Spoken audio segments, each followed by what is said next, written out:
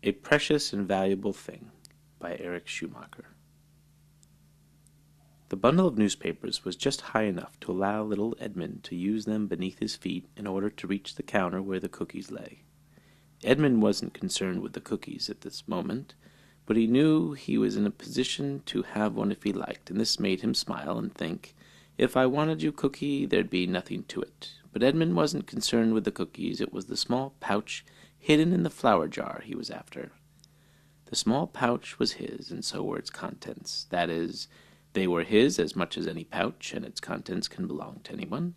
But Edmund believed that this particular pouch and its contents hidden in the flour jar was definitely his, he being the sole owner of said possessions.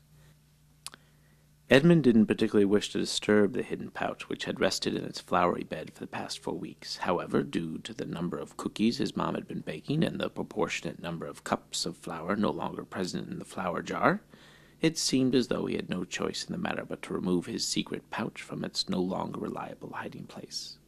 4 weeks prior to Edmund stepping on a bundle of newspapers and reaching for his mom's flour jar, the same boy, Edmund, had found something that he considered a precious and valuable thing, had placed this valuable item in a pouch that had once been used for marbles, but the valuable thing had taken precedence, and the marbles were to spend the rest of their days pouchless.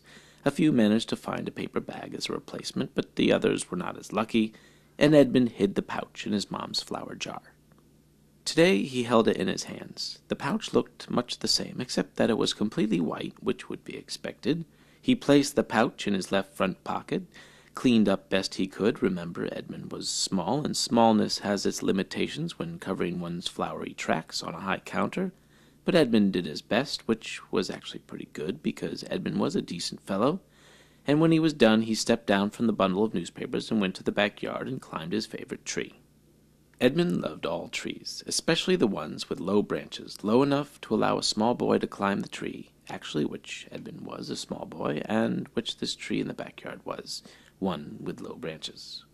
It didn't take long to achieve his tree-limbed perch, as this was his favorite spot, and he was quite familiar with the best way to get there. Once settled, Edmund pulled the pouch from his left pocket and drew 3 long breaths before attempting to untie the sturdy string that kept the pouch cinched tight and its contents safe.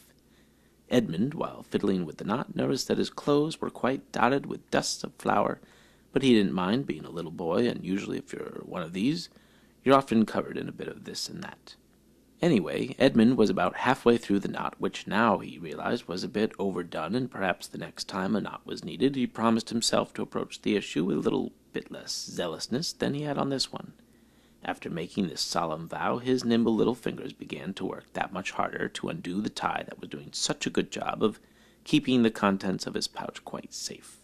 Edmund was absorbed in this task, but not so much that he couldn't hear his mother calling out to him that dinner was soon to be on the table, and that he would also be at said table with freshly washed hands and a hearty appetite.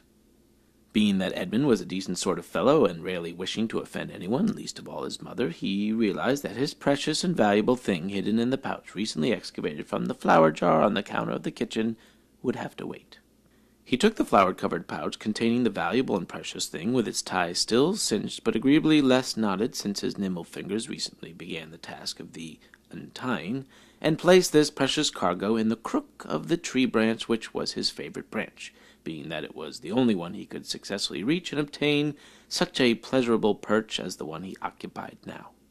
Once certain that his pouch and the precious and valuable contents of said pouch were secure and in place, he felt confident, as much as one can in these sorts of situations, that he could safely leave his favorite branch, enjoy his mother's cooking, which he thought quite good, although he had never tasted anyone else's cooking, thus had nothing to compare it to, but none the less his mother was actually quite a good cook, and little Edmund was quite right in thinking so, thus enjoying her dinners. With a slight push and a plop, Edmund had removed himself from the tree-limbed perch and headed in for dinner. The